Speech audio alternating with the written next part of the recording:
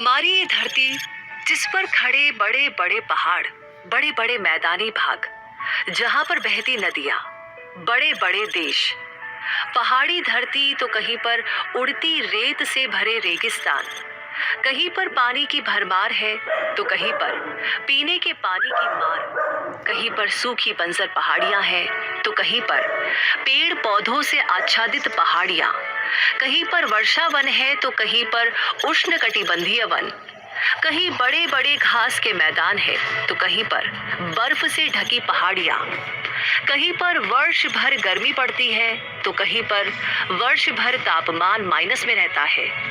बड़े बड़े वन्य जीवों से लेकर छोटे छोटे बैक्टीरिया, इतनी सब विविधताओं से भरी हमारी ये प्यारी धरती आकाश से देखने पर और भी सुंदर लगती है। हमारी धरती हमारे सौर मंडल के तीसरे नंबर का ग्रह है। साथ ही ये इस ब्रह्मांड का अभी तक ये पहला ऐसा ग्रह है जहां पर जीवन की संभावनाएं हैं। जीवन पनप रहा है, सदियों से था, सदियों तक रहेगा। इन्हीं सब विविधताओं से भरी ये धरती अपने अक्ष पर घूमती हुई 24 घंटे में दिन और रात बनाती है। प्रकृति ने इसे बड़ी ही खूबसूरती से बनाया है। ये अपने अक्ष पर 23.1/2 डिग्री के कोण पर झुकी हुई है, जिसके कारण यहाँ पर सर्दी, गर्मी, बरसात जैसे मौसम बनते रहते हैं। यहाँ का सघन वायुमंडल, जिसमें प्राण वायु है, हमारे जीने के लिए आवश्यक है। साथ ही ये पृथ्वी सूरज के चारों ओर अपना एक चक्कर 365 दिनों में कंप्लीट करती है, जिसके कारण यहाँ पर एक साल होता है। विविधताओं से भरी ये पृथ्वी क्या हमेशा से ही इतनी सुंदर रही थी? इस पृथ्वी का जन्म कैसे हुआ, कब हुआ? क्या हमेशा से मानव था या फिर अभी पिछले कुछ सालों से ही मानव है? इस धरती पर जीवन कैसे प्रारंभ हुआ? सबसे पहले जीवन की शुरुआत कहाँ से हुई? किस तरह के जीवन ने जन्म लेना शुरू किया?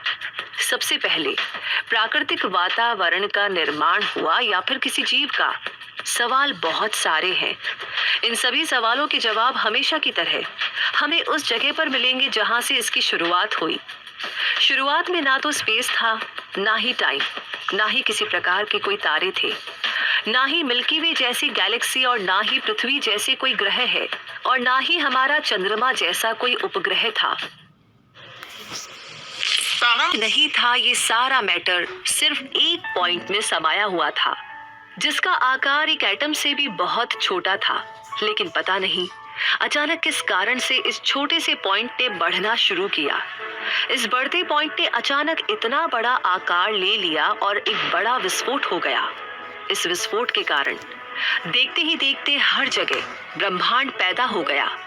जहां पर कुछ नहीं था, वहां पर अब हाइड्रोजन गैस के बादल बिखरे हुए थे। हर जगह प्योर एनर्जी भरी हुई थी। इन्फ्लेशन के कारण टेम्परेचर बहुत ज्यादा था और समय गुजरने के साथ साथ इस टेम्परेचर ने कम होना शुरू किया। इन्फ्लेशन के कारण एनर्जी का एक जबरदस्त फ्लो बन गया। तभी जन्म हुआ एक नई ताकत का, जिसे हम ग्रेविटी कहते हैं। इस ग्रेविटी ने ही ब्रह्मांड में फैले हुए इस प्योर एनर्जी के पार्टिकल्स को आपस में जोड़ना शुरू किया और जन्म हुआ पहले एटम का, जिसके कारण देखते ही देखते पूरा ब्रह्मांड हाइड्रोजन के एटम से भर गया। हाइड्रोजन के एटम से भरने के बाद इस ब्रह्मांड में ग्रेविटी का मान बढ़ने लगा और इस बढ़ती ग्रेविटी ने हाइड्रोजन को हीलियम में बदल दिया। लगातार बढ़ती ग्रेविटी ने ही चारों तरफ दूर भागती प्योर एनर्जी और एटम्स को पास लाने को मजबूर किया, जिससे एक ही जगह पर बहुत सारा मटेरियल इकट्ठा हो गया। और इस मटेरियल के इकट्ठा होने की वजह से हाइड्रोजन और हीलियम के परमाणुओं के बीच न्यूक्लियर फिशन जैसी अंतहीन चलने वाली जबरदस्त विस्फोट वाली प्रक्रिया शुरू हो गई। इस प्रक्रिया ने जन्म दिया पहले तारे को। ब्रह्मांड में इस तरह से एक ही समय में इस ब्रह्मांड में हर जगह अरबों तारों ने जन्म ले लिया और ये ब्रह्मांड तारों से भर गया। इन्हीं तारों की लगातार बढ़ती ग्रेविटी ने आसपास फैले छोटे तारों को अपने अंदर समाना शुरू किया और बहुत सारे तारों का एक ग्रुप बन गया। ऐसे अरबों ग्रुप इस ब्रह्मांड में खरबों तारे समाये हुए थे। इन खरबों तारों के समूह को हमने आकाश गंगा कहा। उन्हीं आकाश गंगा में से एक आकाश गंगा मिल्की वे में हमारे तारे यानी सूरज का जन्म हुआ। हमारा ये तारा काफी बड़ा था, साथ ही इसकी ग्रेविटी भी बहुत जबरदस्त थी, जिसकी वजह से आसपास घूम रही धूल, डस्ट, हाइड्रोजन और हीलियम के परमाणु इसके चारों तरफ चक्कर लगाने लगे। यहाँ चक्कर लगा रहे पार्टिकल का टेम्परेचर बहुत ज्यादा था। समय गुजरने के साथ यहाँ का टेम्परेचर कम होने लगा और सूरज के चारों तरफ घूमने वाले इन पार्टिकल्स में भी ग्रेविटी ने जन्म लिया। ग्रेविटी के कारण उड़ती धूल, हाइड्रोजन और हीलियम के एटम्स आसपास आने लगे और इनका टेम्परेचर बढ़ने लगा।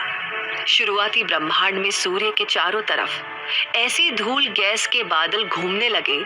इन बादलों में बढ़ती ग्रेविटी ने इन्हें बहुत ज्यादा गर्म कर दिया, जिसके कारण ये इस स्पेस में बड़े बड़े आग के गोले जैसे दिखाई देते थे। लगातार चलते ब्रह्मांड में इस प्रोसेस के कारण यहाँ का तापमान लगातार कम होने लगा और इस लगातार कम होते तापमान ने इन गैस के बादलों को और ज्यादा पास ला दिया। डस्ट और गैस के बादलों ने मिलकर के सॉलिड क्रस्ट बनाना शुरू किया। सॉलिड क्रस्ट के बनते ही हम ये नहीं कह सकते कि ये हमारी आज की पृथ्वी जैसा ही बन गया था, लेकिन ये आज की पृथ्वी से काफी ज्यादा बड़ा था और ये सूर्य के चारों तरफ परिक्रमा कर रहा था। लगातार बढ़ती ग्रेविटी ने ही धूल और गैस के बादलों को पास में लाना शुरू किया, तो ये गैस के बादल एक धधकता हुआ गोला बन गए। इस धधकते हुए गोले का प्रारंभिक तापमान 1700 से 1400 डिग्री सेल्सियस था, जो कि बहुत ज्यादा था। ये बिल्कुल आज के वीनस ग्रह जैसा ही था, जहां पर हमेशा आग बरसती रहती थी। कोई भी नहीं कह सकता था कि इस आग के गोले पर भविष्य में जीवन पनपने वाला है। आज की तुलना में उस समय की पृथ्वी का आकार बहुत ज्यादा बड़ा था, लेकिन अचानक ऐसा क्या हुआ कि आग का गोला ठंडा होकर आज की पृथ्वी जैसा बन गया? ऐसा क्या हुआ कि इसका आकार भी कम हो गया? शुरुआती ब्रह्मांड काफी उथल पुथल भरा था। इस समय का जीवन पूरे तरीके से विनाश का था। हर तरफ विनाश ही विनाश हो रहा था। स्थिरता का तो नामो निशान नहीं था। भले ही पृथ्वी का जन्म हो चुका था, लेकिन इसका तापमान बहुत ज्यादा था और ये लगातार ठंडी हो रही थी। मुसीबतें अभी यहाँ पर कम नहीं हुई थी। शुरुआती इस उथल पुथल भरे ब्रह्मांड में हर समय पृथ्वी पर मेट्रोइड्स की बरसात हो रही थी।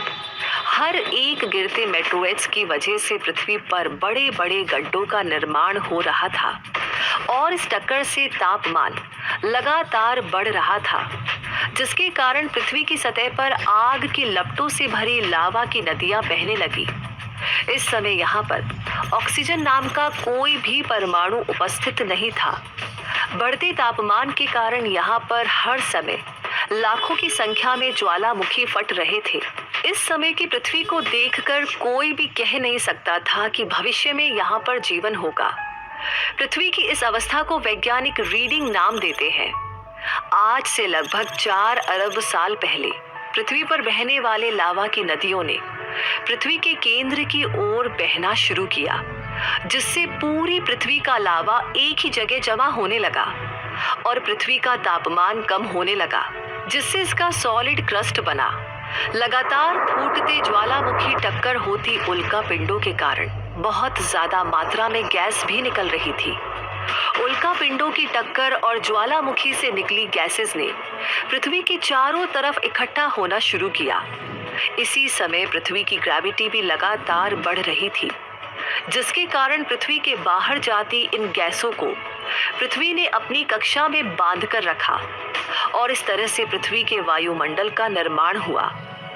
भले ही हमें ये लगता हो कि यदि पृथ्वी पर ज्वालामुखी विस्फोट नहीं होते या फिर उल्कापिंड नहीं टकराते तो पृथ्वी कब की ही ठंडी हो चुकी होती, लेकिन लगातार फटते ज्वालामुखी और टकराते उल्कापिंडों ने ही पृथ्वी पर जीवन की संभावनाओं के लिए जरूरी सभी तत्वों को जुटाने का काम किया था।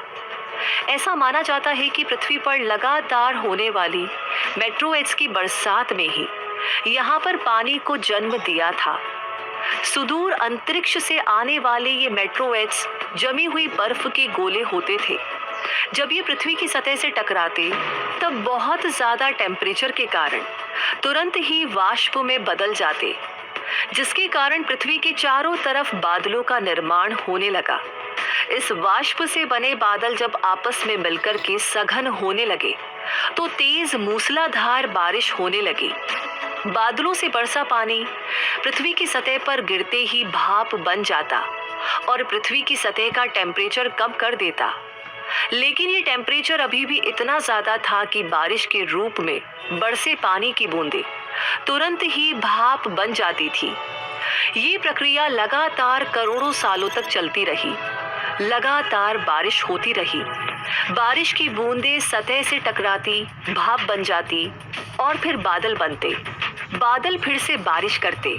तो लगातार करोड़ों सालों तक चलती इस प्रक्रिया में पृथ्वी की सतह ठंडी हुई और पृथ्वी की ग्रेविटी की वजह से यहाँ पर बड़े बड़े महासागरों का निर्माण हुआ। इन टकराते बादलों के कारण पृथ्वी के वायुमंडल में तेज चमकती कड़कती बिजली हर समय हर पल चमकती रहती थी, जिसके कारण वायुमंडल में ऑक्सीजन, कार्बन डाइऑक्साइड जैसी गैसों का निर्माण हुआ। लगातार चलती इस प्रोसेस के कारण वायुमंडल में कार्बन डाइऑक्साइड और ऑक्सीजन जैसी गैसों का निर्माण हुआ। ऐसा भी माना जाता है कि पृथ्वी पर पानी की उपस्थिति किसी मेट्रोइड्स के कारण नहीं हुई, बल्कि ज्वालामुखी के विस्फोट से निकली गैस के एटम आपस में जुड़ते रहे और हर बार एक नए एटम का निर्माण करते रहे। जब वायुमंडल में हाइड्रोजन और ऑक्सीजन के अलग अलग एटम्स का बहुत ज्यादा संख्या में निर्माण हो गया, हर छोटी चीज के लिए असली तभी एटम पास पास आने लगे और आकाश में चमकती बिजली ने इन्हें और ज्यादा पास में ला दिया और इन्हें आपस में जोड़ दिया, जिसके कारण पानी की जलवाष्प का निर्माण हुआ और ये जलवाष्प इकट्ठा होकर के बादल में बदलने लगी और इन बादलों के कारण ही पृथ्वी पर मूसलाधार बारिश होने लगी। पृथ्वी जलमग्न हो गई थी। लग रहा था कि पृथ्वी अब किसी भी तरह की विपरीत परिस्थितियों में नहीं फंसेगी। अब यहाँ पर जीवन पनपने लगेगा। लेकिन पृथ्वी का आकार अब भी अपने सामान्य आकार से काफी बड़ा था। पृथ्वी की मुसीबतें कम होने का नाम ही नहीं ले रही थी। तभी आकाश में मंगल ग्रह के बराबर आकार का एक ग्रह पृथ्वी की तरफ तेजी से बढ़ने लगा।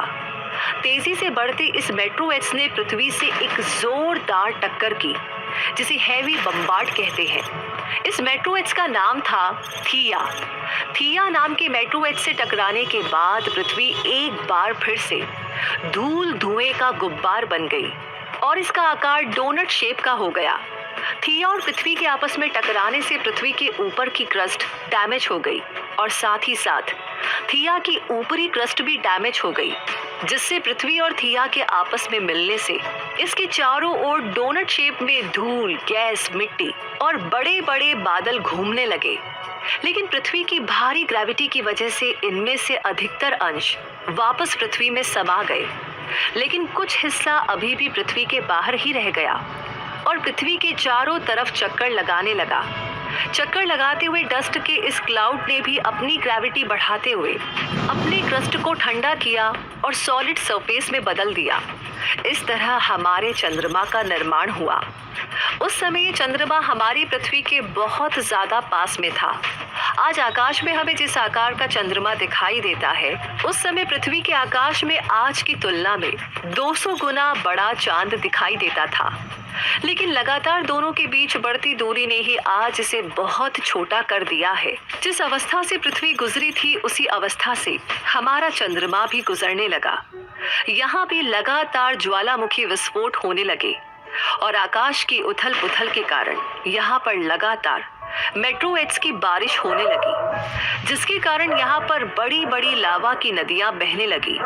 ज्वालामुखी से निकली गैस ने इसके चारों तरफ महासागरों के अंदर भी ज्वालामुखी विस्फोट हो रहे थे और ऐसा माना जाता है कि पृथ्वी के अंदर होने वाले इन बड़े बड़े ज्वालामुखी विस्फोटों के कारण पृथ्वी की समुद्री सतह के नीचे पहले एमिनो मॉलिक्यूल्स ने जन्म लिया। कुछ लोगों का मानना है कि हमारा जन्म पृथ्वी पर नहीं बल्कि किसी दूसरे ग्रह पर हुआ था। इसके पक्ष में डेविड मिलर नाम के एक वैज्ञानिक ने लेबोरेटरी में ही पृथ्वी के